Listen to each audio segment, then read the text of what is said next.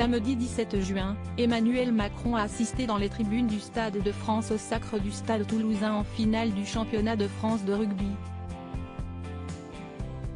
Par la suite, le chef de l'État est allé féliciter les joueurs du Sud-Ouest dans leur vestiaire. C'est à ce moment-là qu'il a ingurgité une bière cul-sec. L'image, qui a été filmée et diffusée, a fait vivement réagir sur les réseaux sociaux et dans la classe politique. Un début de polémique a tenté d'éteindre Olivier Véran sur le plateau de CNOO, ce mardi 20 juin. Le porte-parole du gouvernement s'est souvenu avoir eu le même geste qu'Emmanuel Macron dans ses années de médecine, lors de moments collectifs entre camarades. Celui qui a été médecin avant de faire de la politique ne veut pas pour autant en faire un exemple à suivre. Que le médecin qui n'a jamais fait ça une fois dans sa vie me jette la première bière, a tout de même nuancé Olivier Véran, qui se trouvait face à Laurence Ferrari.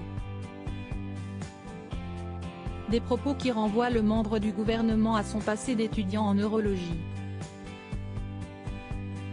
Olivier Véran n'ayant jamais caché son goût prononcé pour la fête durant ses études.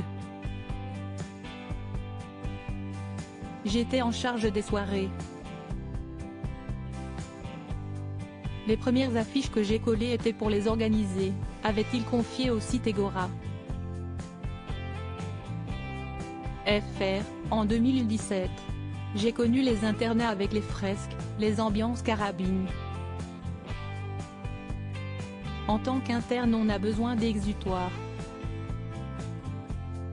C'est humain.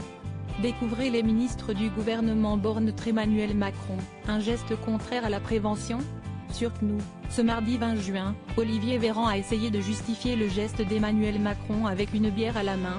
Le président de la République est un homme politique, donc c'est un homme. On nous reproche d'être complètement déconnectés, d'agir de manière robotisée.